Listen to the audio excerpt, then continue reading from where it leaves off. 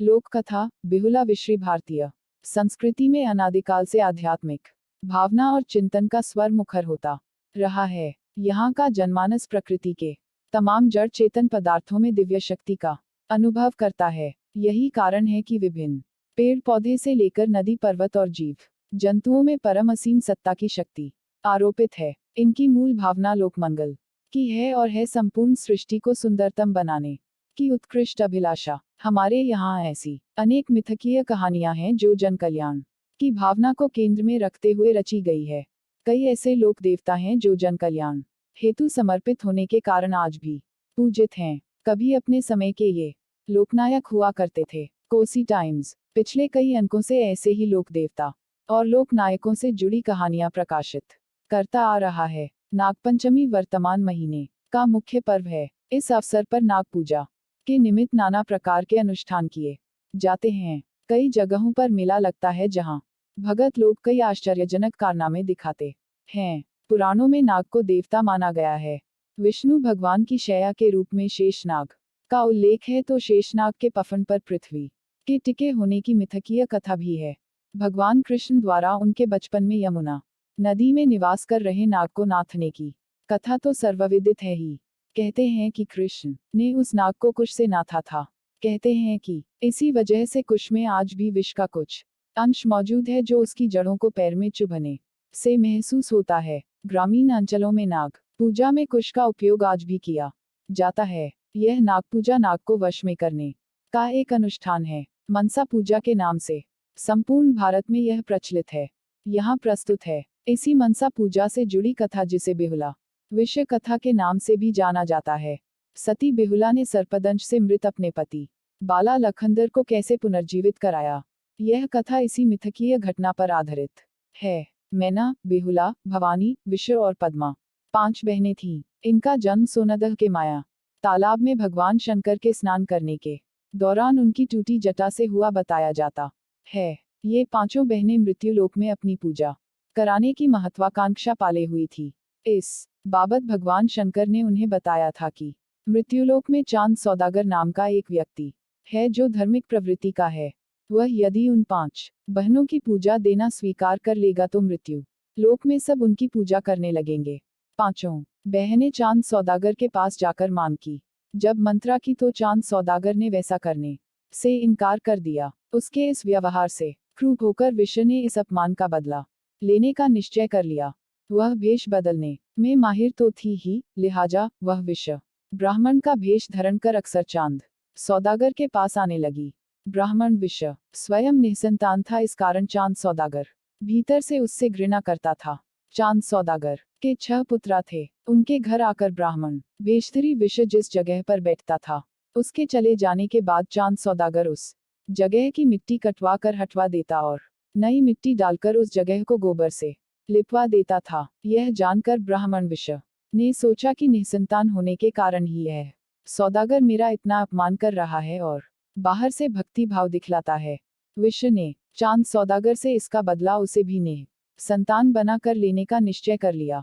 सौदागर ने जब बड़े बेटे का विवाह किया तो सुहाग रात में ही विषय ने सांप भेजकर उसे कटवा दिया जिससे उसकी मृत्यु हो गई। चांद सौदागर के 6 पुत्र बारी बारी से सुहागरात में ही सर्पदंश का शिकार होकर मर गए। वह भी अब विषय की तरह ही ने संतान हो गया। घर में 6 विधवा बहुएं अपने दुर्भाग्य पर छाती पीटती रही।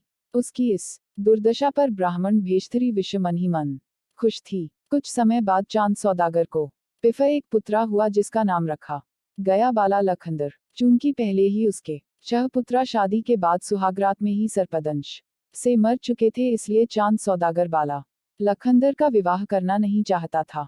ब्राह्मण भेषधारी विषय बाला लखंदर को भी मौत देने का उपाय सोचने लगी।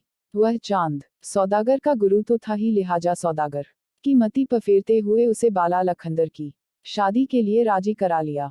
बाला लखंदर का विवाह बिहुला से हुआ। इसमें भी विषय भेषधारी की महत्वपूर्ण भागीदारी रही। बिहुला सब कुछ जान रही थी।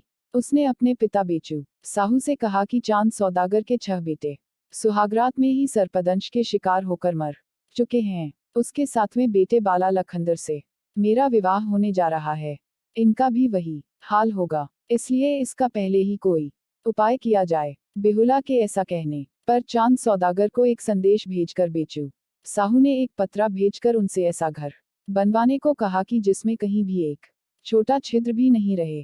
पत्रा पाते ही घर बनना शुरू हुआ। कारीगर को कड़ी हिदायत दे दी गई कि कहीं भी छिद्र नहीं रहे, अन्यथा कारीगर को पूरे परिवार समेत मौत के घाट उतार दिए जाएंगे। ऐसे सुरक्षित मकान बनने की खबर जब विश्री को मिली तो उसे अपनी योजना विफल होती दिखाई देने लगी। फिर भी उसने हार नहीं मानी और कारीगर को बुलाकर उसे ऐसी छोटी सुराख मकान की दीवार में छोड़ देने पर राजी कर लिया जिसे आसानी से देखा नहीं जा सके।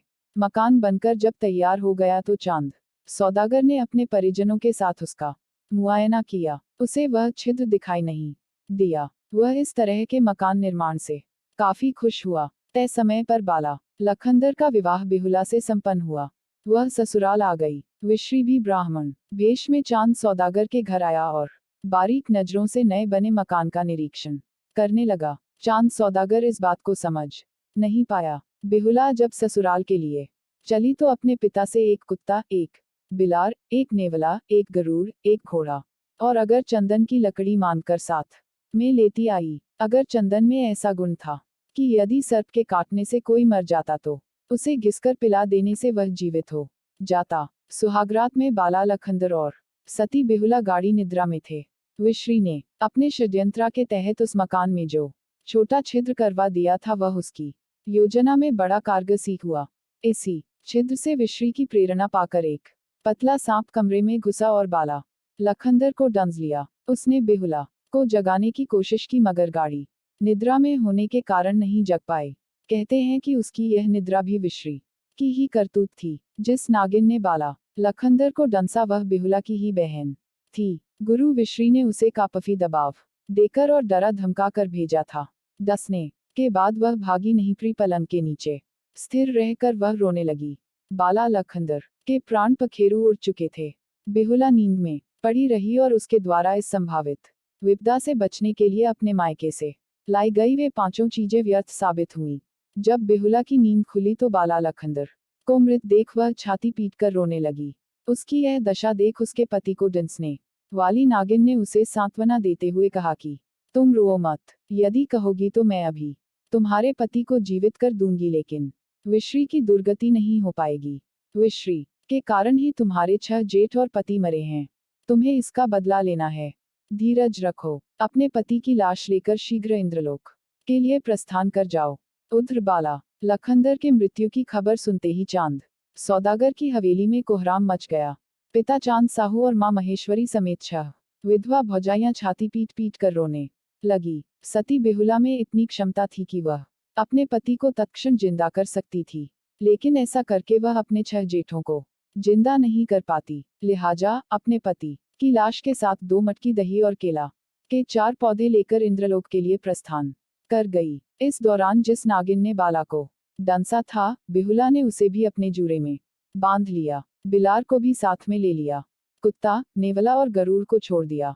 गंगा किनारे जाकर केला के पौधे का बेड़ा बनाया। उस पर अपने पति की लाश रख बिलार को बैठाकर अपने गंतव्य पर निकल गई। लाश पर दही का लेप चढ़ाती रही ताकि लाश खराब न हो। बीच बीच में बिलार से लाश पर लगी दही चटवाकर लाश को साफ करने के बाद पुनः दही का लेप चढ़ा दिया करती थी। 12 वर्षों की यह यात्रा थी।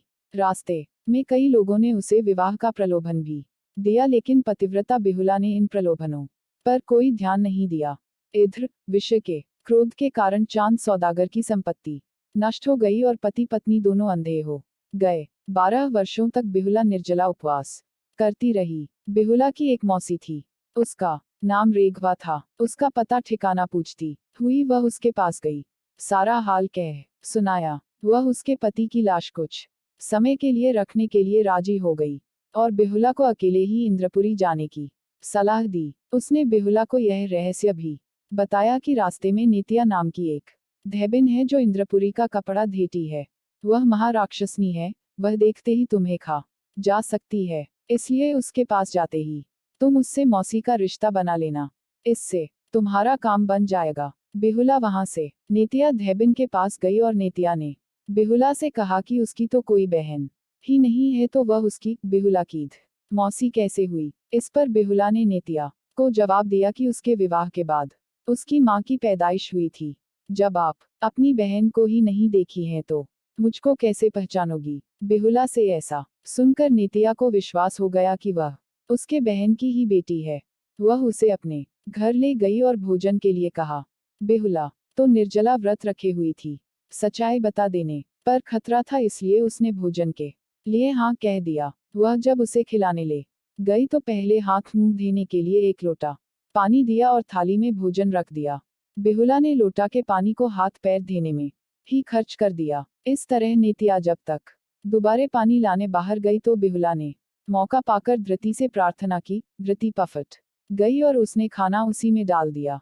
जब पानी लेकर नेतिया लौटी तो थाली खाली देख कर उससे पूछा कि इतना जल्दी कैसे भोजन कर लिया? इस पर बेहुला ने कहा कि बड़ी भूख लगी थी सो जल्दी खा लिया।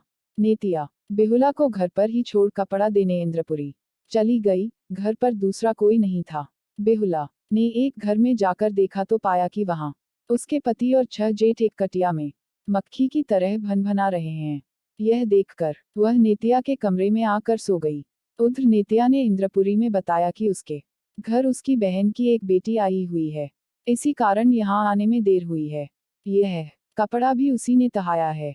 इंद्र के आदेश पर नेतिया घर लौटी और बेहुला को बुलाकर इंद्रपुरी ले गई। इंद्र ने नेतिया से कहा कि वह बेहुला को यहीं छोड़कर जाए और कल आकर इसे ले जाए। नेतिया वापस घर लौट गई। बेहुला ने सारी आपबीती देवराज इंद्र को सुना दिया। उन्होंने बेहुला से कहा कि जो इच्छा हो मांग लो।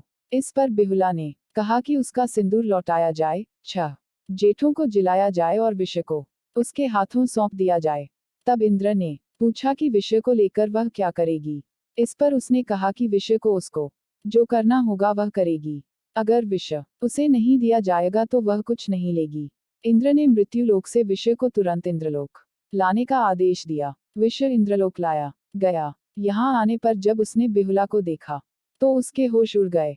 बेहुला ने विषय के सामने ही इंद्र को उसके तमाम कारनामों से अवगत करा दिया। विषय ने बेहुला द्वारा अपने उफ पर लगाए गए आरोपों का प्रमाण देने को कहा। बेहुला ने इसके लिए कुछ समय की मांग की। वह रेघवा के घर जाकर अपने पति की लाश ले आए और साक्षी के रूप में अपने जुड़े में बंधे नागिन को खोल दिया। उस नागिन ने कहा कि वह 12 वर्ष से निर्जला है, बोलने की शक्ति उसमें नहीं है, कुछ खाने के बाद ही सारा हाल बता सकूंगी। इसके बाद बाला लखंदर की लाश के साथ बेहुला को सुलाया गया। जैसे जैसे नागिन ने उसे डंसा था, सब प्रत्यक्ष उसने दिखा दिया। बेहुला ने इंद्र से कहा कि विषय उसके 6 जेठ को मारकर नेतिया के यहाँ रखे हुए हैं, वहां से उन्हें मंगाया जाए। कुछ लोगों के साथ विषय को नेतिया के घर भेजकर बेहुला के सभी जेठ एवं पति को लाया गया। इंद्र महाराज ने उन्हें पिफ से जीवित कर दिया। बेहुला इंद्र की आज्ञा लेकर पति और 6 जेठ के साथ अपने घर की ओर वापस चली। सारा सामान विषय के सिर पर लादकर उसके गले में डोरी बांध ले चली। रास्ते में विषय की काफी दुर्गति हुई। पति की लाश के साथ इंद्र लोक आने के क्रम में जिन लोगों ने उसे प्रलोभन दिया था, सबों को बारी बारी से मुंह से फूंक कर जला दिया। अंत में वह अपने नगर में आए और अपने पातिव्रत्य धर्म के बल पर सारी नष्ट हुई संपदा को वापस ले आई। सास ससुर को जब स्नान कराया तो उनका अंतपन दूर हो गया। सास और ससुर को उनका सातों बेटा सामने खड़ा कर दिया। इसके बाद डोरी में बंधे विषय को दिखाते हुए कहा कि ये आपके गुरु महाराज हैं, लीजिए दर्शन कर लीजिए। इतना कहकर गड्ढा खोदवाई कर विषय को उसमें दफन कर दिया गया। कुछ वर्षों तक राज करने के बाद बाला लखंदर और बेहुला इंद्रासन प्रस्थान किए और चांद सौदागर के सभी 6 पुत्र एवं पुत्रा वधू आनंदपूर्वक जीवन बिताने लगे। आज भी सती बेहुला का नाम आदर के साथ लिया जाता है। बेहुला विश्री लोक कथा की दर्दनाक पहलू एक गीत की इन पंक्तियों में व्यक्त हुआ है। अरे दैबा मनमा में सोचे काली, नगिनिया छतियां पीट रोवे लागी हो राम। अरे चैबा बेहुला ता हई मोर बहनिया, बाला मोर बहनो या हवे हो राम। अरे मैया डिस्बो जो आपन बहनो या तो हमरो नरकावा हुई हो राम। संदर्भ यह कि विषय जब बारी से बाला लखंदर को डंसने के लिए सांपों को कोबर घर में भेजता है तो एक नागिन जो बेहुला के रिश्ते में बहन लगती है, वह बाला लखंदर को डंसने की हिम्मत नहीं करती। वह वापस अपने गुरु विषय के पास आ जाती है। वह कहती है कि कमरे का छिद्र पतला है और मेरा शरीर काफी मोटा है, उसमें मेरा प्रवेश असंभव है। इतना सुनते ही ब्राह्मण भेषधरी विषकुश की सहायता से दूह कर उस नागिन के शरीर को पतला बना देता है। इस क्रिया में उसके शरीर के कई टुकड़े हो जाते हैं। धमीन, करईत, गेहूं, ढोर आदि प्रजाति इसी क्रम में पैदा हुई बताई जाती है। दूहने की इस प्रक्रिया में उस नागिन को इतनी पीड़ा हुई कि उसने विषय को सबक सिखाने का निर्णय ले लिया। यही कारण था कि बाला को डिंसने के बाद वह भागी नहीं, वहीं ठहर गई और अंत तक अपनी बहन बेहुला का साथ दिया। विषय की जो दुर्गति हुई उसमें उसका भी योगदान कम नहीं था। अच्छा लगा हो तो लाइक और सब्सक्राइब जरूर करें। इसी तरह रोमांचक कहानियां पाने के लिए कहानी बनाने में बहुत मेहनत लगता है, इसीलिए सब्सक्राइब तो बनता ही है। आपका एक सब्सक्राइब हमारे लिए बहुत महत्व रखता है। Thank you.